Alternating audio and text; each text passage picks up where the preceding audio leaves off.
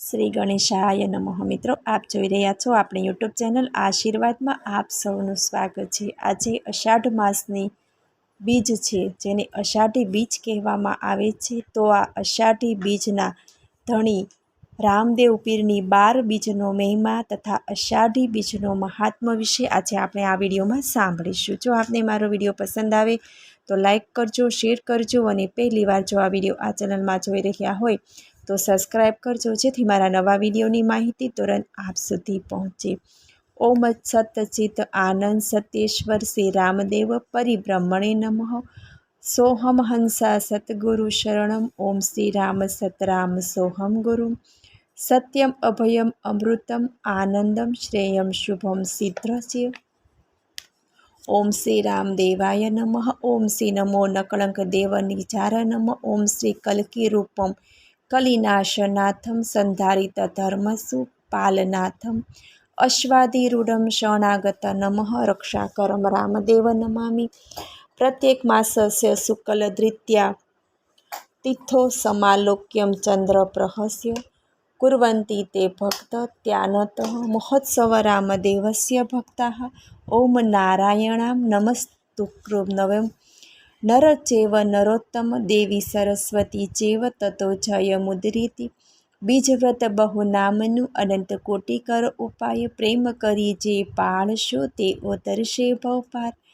આદિ સૂર્યવંશ પુનઃ ચંદ્રવંશુ और ધરતી અવતાર. કહો હર ભુજી સુનો રામદેવજી આપ ત્રિલોક તારણહાર. ઓમ શ્રી અખંડાનંદ શિવ સોહમ નમઃ. બીજ મંત્ર છે ઓમ હિમ હિમ હુરાહમ નમઃ. નકળકી મંત્ર છે ઓમ હમ સોહેમ નીલકંઠ દેવ નિજાર નમઃ. રામદેવજી મહામંત્ર છે ઓમ અજમલ સુતાય વિદ્યામહે રામદેવાય રાધિરાહી તન્નો નેતલાય પ્રચોદયાત ધીમહિ. બોલો શ્રી 12 બીજના ધણી રામદેવ પીરની જય. અષાઢ માસની મહાત્મય. શંભુ નામના મહાન ઋષિ થઈ ગયા, જેને બીજ ધર્મની બીજ વધાવી. આથી તેને 2 કન્યાઓ ઉત્પન્ન થઈ, મોટી વિનંતી અને નાની ચંદા નામની કન્યા. બંને કન્યાઓ બીજ ધર્મ પાળતી, તેથી તેમને ત્યાં ધન નામના ઋષિ પધાર્યા. તો તે કન્યાઓ ઋષિને આપી. તેણે બરાબર બીજ વધાવીને બીજ ધર્મ પાળ્યો, તેથી પુલહ અને લીલહ નામના પુત્ર થયા. તેને ત્યાં શંભુ ઋષિ પધાર્યા. ત્યારે નિર્ધન ઋષિએ પોતાની પત્નીને આજ્ઞા કરી કે આ ઋષિને ભોજન કરાવો. ત્યારે તેની પત્નીએ તરત જ તન મન અને ધનથી ઋષિને ભોજન કરાવ્યું. તેથી પોતાના પૂર્વના દોષોને કારણે જે પિતૃઓ નરકમાં પડ્યા હતા તે તરત જ સ્વર્ગમાં ગયા. ત્યાંથી બીજ ધર્મ સર્વગત ગંગા પાળે છે. વિશ્વકર્માની કન્યા સીતી હતી. તે વિશ્વકર્માએ સૂર્યને આપી અને બીજ ધર્મનું પાલન કરી બીજ ઉજવી. ત્યારે તેનાથી મનુનો જન્મ થયો.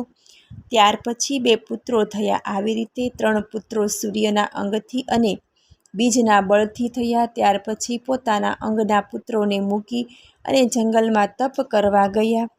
પતિની સેવા કરવા માટે પોતાના સ્વરૂપ જેવી એક કન્યા પોતાના બળ વડે ઉત્પન્ન કરી. તે કન્યાનું નામ છાયા રાખ્યું અને પોતાના પતિ તથા પુત્રો ન જાણે એ રીતે છુપી રીતે જંગલમાં ચાલી નીકળ્યા.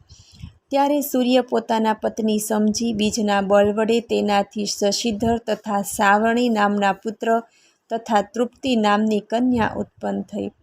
ત્યાર પછી વનજ્યા નામના દેવતાઓએ પાર્વતીજી પાસેથી બીજ વ્રતનો નિયમ લીધો. ત્યારે જયા પાર્વતી એવું નામ પડ્યું. તેને ગુરુતુલ્ય સમજીને જયા પાર્વતીને દિવસે બીજને વધાવી. બીજ મહાત્મ્ય સાંભળે તો તેને દેવ વખાણે છે. વિશ્વાનર નામના રાજાએ બીજને સારી રીતે પાળી. તેનાથી મંધાતા બીજક પાત્રમાંથી ઉત્પન્ન થયા. તે મંધાતાના શશિબિંદુ નામના રાજાની કન્યા બિંદુમતી સાથે લગ્ન થયા. તેણે સનાતન બીજ ધર્મ પાળ્યો. ત્યારે તેનાથી પુલત્સ્ય નામના રાજા થયા અને તેમને ત્યાં 50 પુત્રીઓનો જન્મ થયો. તે અરસામાં સોરભી નામના ઋષિ 12 વર્ષ જળ સમાધિમાં હતા. ઋષિ જ્યારે જળ સમાધિમાંથી જાગૃત થયા ત્યારે જળ ઉપર આવ્યા અને મંધાતા પાસે જઈ રાજા પાસેથી એક કન્યાની માંગણી કરી. ત્યારે મંધાતાએ વિચાર કર્યો કે આ ઋષિને એક કન્યા ન આપું તો મારું સત જાય. તેથી ઋષિને મહેલમાં જવાની આજ્ઞા આપી અને કહ્યું કે જે કન્યા તમને પસંદ કરે અને તમને વરવાની ઈચ્છા કરે તેને તમે ખુશીથી વરો. રાજમહેલમાં 50 કન્યાઓ હતી. ઋષિએ બીજ મહાત્મ્ય સમજાવ્યું ત્યારે 50 કન્યાઓ ઋષિને પરણવાની ઈચ્છા કરી. સર્વે કન્યાઓ સ્વભ્રી ઋષિને પરણી. સર્વે મળીને બીજ ધર્મ પાળ્યો અને બીજને વધાવી. પછી ઋષિ પોતાની પત્ની સાથે પોતાના આશ્રમે પધાર્યા. તેનાથી 150 પુત્રો ઉત્પન્ન થયા. તે લૂ નામના પાત્રમાંથી થયા, તેથી લુહાણા કહેવાયા. ત્યારથી લુહાણા નાગ પાંચમ થઈ. ત્યાર પછી નાગાધિરાજને ગાદી મળી અને તેની પોતાની બહેનને પુરુકાષ્ટ નામના રાજાને પરણાવી. તેણે બીજ ધર્મ પાળ્યો. તેનાથી ત્રિશુંગ નામના રાજા થયા.